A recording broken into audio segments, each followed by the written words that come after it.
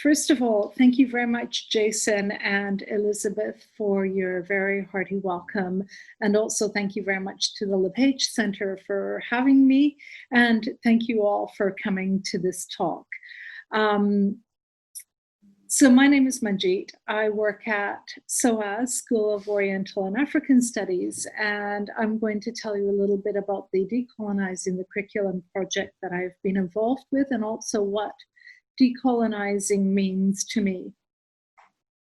In our present moment, the idea of decolonizing spreads far beyond the curriculum. The Black Lives Matter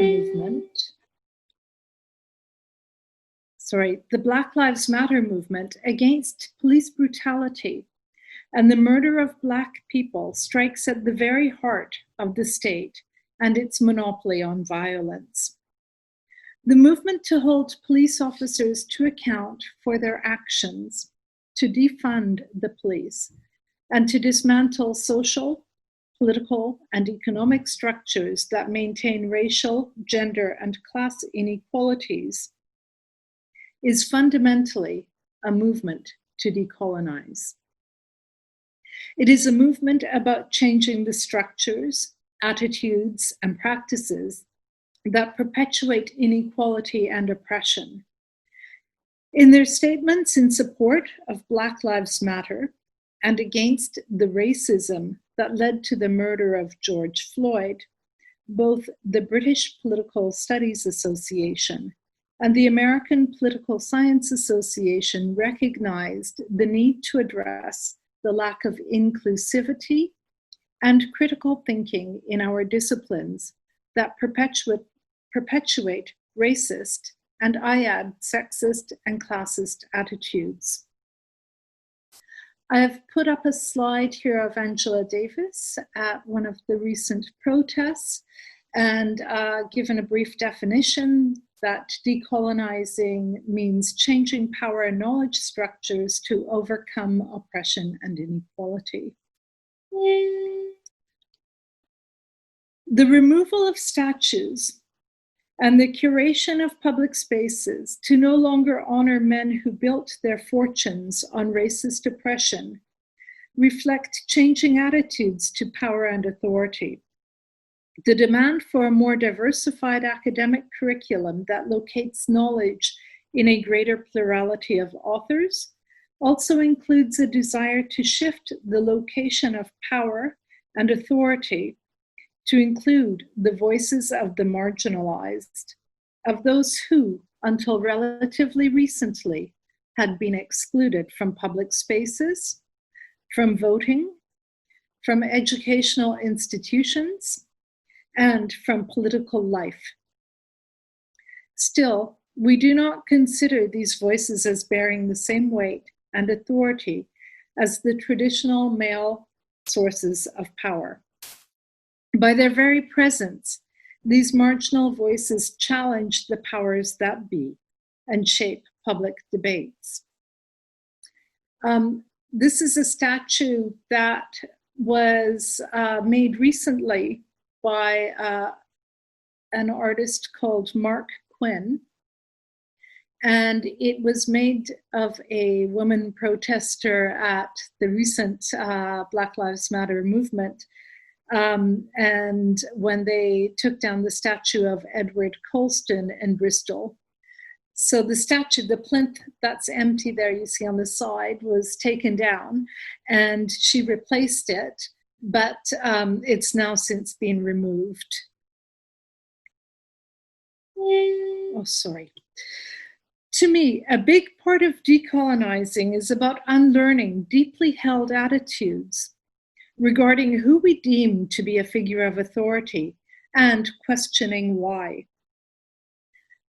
By learning that knowledge is not produced solely by a particular class of people, we open up the space to reconceptualize power and knowledge structures so as to reflect the plurality of the world we live in, but also to address the oppressions that are socially constructed and upheld through the educational systems and curation of space. Much is at stake in this moment. and it is critical to reevaluate what it is we teach, why we teach it, and how we teach it, and to consider who we honor as holding authority, both in the public space and the space of knowledge. Now, decolonizing is not a recent struggle, and the term isn't recent either. It was used it has been used rather, both with respect to political emancipation from colonial domination and educational liberation from knowledge structures that maintain hierarchies by justifying the authority and power of some over others. In terms of education, knowledge can liberate by creating spaces of equality where we learn as equals who share in the production of ideas. So decolonizing was first used in the 19th century.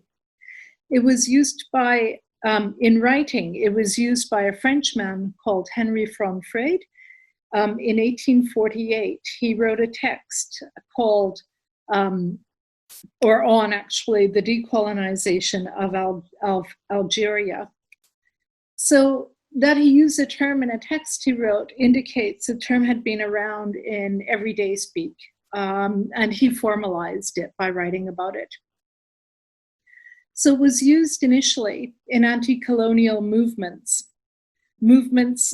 that were about gaining independence from colonial powers, but also about eradicating colonialist power structures and the creation of new ones based on self-rule and self-determination. It was used in the early 20th century at an international conference against imperialism in Brussels and in Bandung in 1955. So there is a conference in Bandung of newly formed republics, newly independent powers in 1955. And here I have a picture of that meeting, or of some of the delegates at that meeting. You can see they're from Indonesia, India, and Guinea. And it was also used prominently by Franz Fanon, who is on the other side of this picture. And Franz Fanon was a psychiatrist and a political writer who worked during the war in Algeria, and he treated people who experienced trauma from the violence, and he treated people of both sides of the conflict.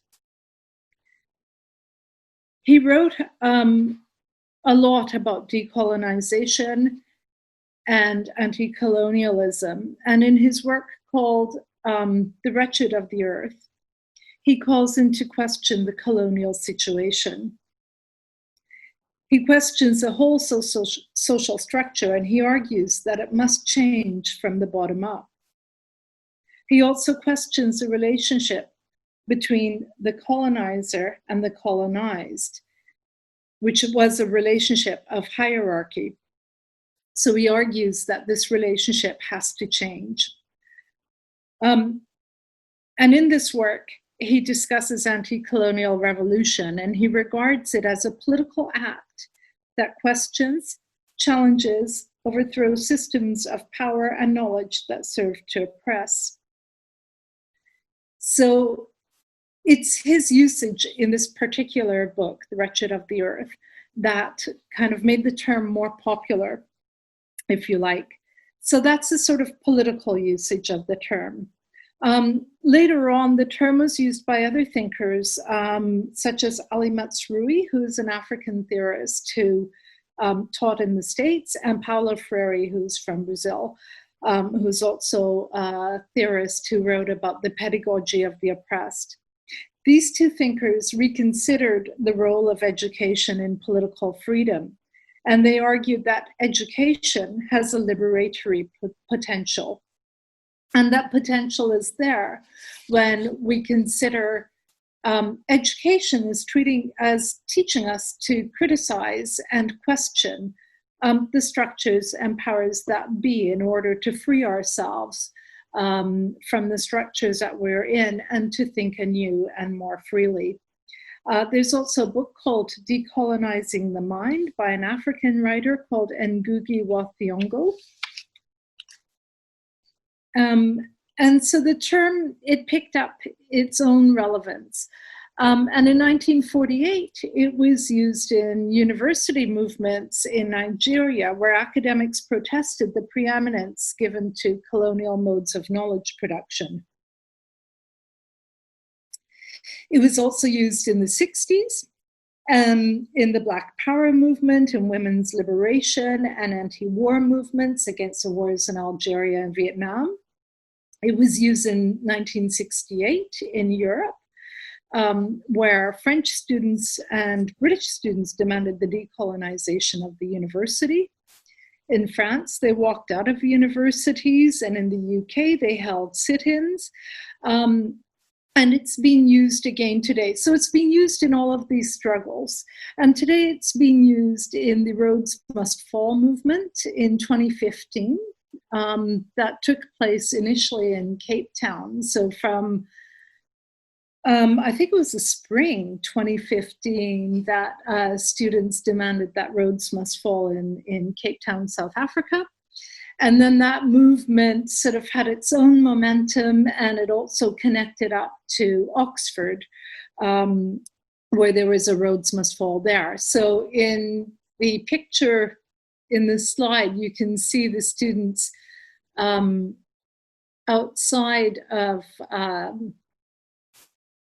the university and in front of the statue of Cecil Rhodes.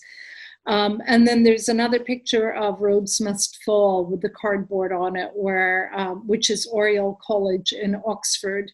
And you can see a very small statue at the top there, which is a statue that students have asked to, students wanted the university to take down. That was in 2015. This summer it's been taken down, reluctantly, but it has now been taken down. And then there's another picture of decolonized education, Rhodes Must Fall. So here we have these symbols that come together, where Cecil Rhodes was a colonial settler who supported the imposition of colonialism and segregation or apartheid in South Africa, and also was part of Oxford University and funded many students to study at Oxford. So we've got here a mixture of the sort of the power structures of colonialism, as well as the educational ones that intersect in this one particular instance. In Cape Town, Black students protested against the imposition of knowledge from Europe, of Eurocentric knowledge. They argued that they wanted to learn about more local knowledge rather than a curriculum that was fit for people in the UK, in Manchester or Oxford. So that was part of their protest, and that led to this notion of desiring a more diverse curriculum that includes more women and people of color and different understandings of knowledge. In that year, in 2015, at my university at SAOS, students set up a Decolonize Our Minds Society, and they had various talks about this. At that time, I started to change my curriculum to add more women and people of color. And so there was a sort of snowball effect. Eventually at SAOS, we set up a Decolonizing the University working group and have been looking at how to decolonize university in all different aspects. So just before I get into that a little bit more, I wanted to mention in the pictures I have here, on the opposite side to the Rhodes Must Fall pictures, there is a picture of the movement in May '68 in Paris. And then the red-fisted hand is one of the one of the posters that was made for the movement in May '68. And it's a symbol that we can see across a lot of these images. And then in the middle is the one of the two athletes who won Olympic medals in Mexico City in 1968, and they gave the Black Power sign.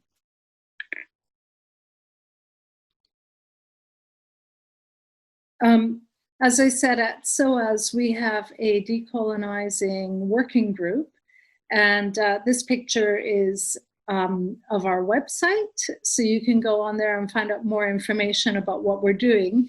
But I like this picture because it's got a picture of Angela Davis in it, but also this is a graffiti that we have in the student bar at SAOS, so it's a good symbol of this sort of decolonizing movement at SAOS.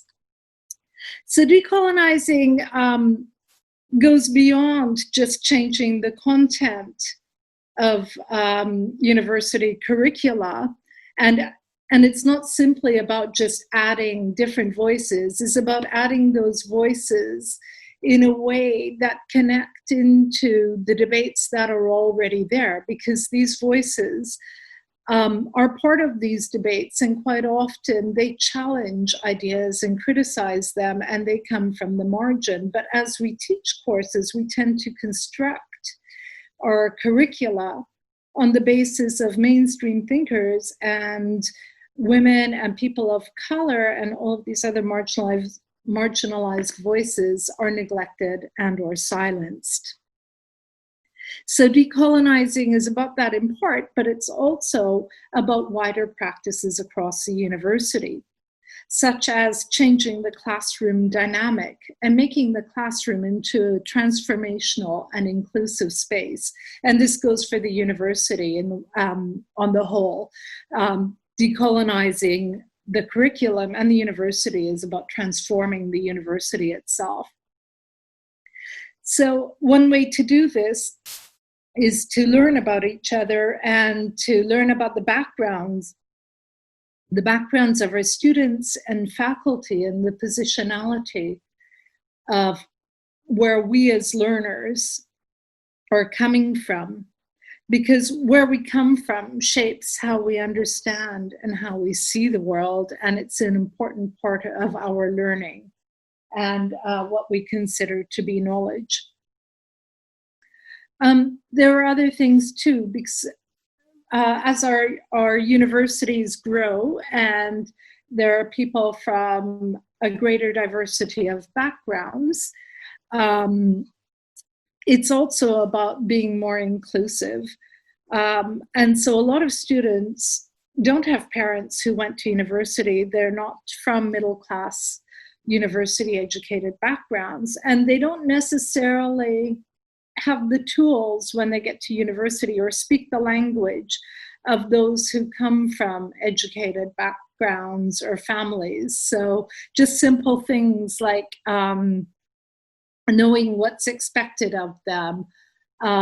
Someone was saying at a talk I was at yesterday about knowing what is an office hour. For some students, they don't necessarily know that. Like they might think that you're just in your office, but actually an office hour is for them to come and talk to you. So they're just like these little everyday practices that we take for granted, but that can be actually a little bit daunting or exclusionary for someone who's not from, who's never been to university before.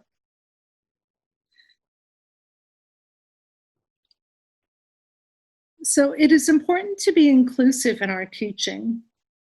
Many argue that a diversified curriculum reflects the diversity on campus and hence includes diverse groups in their learning. This is an important argument.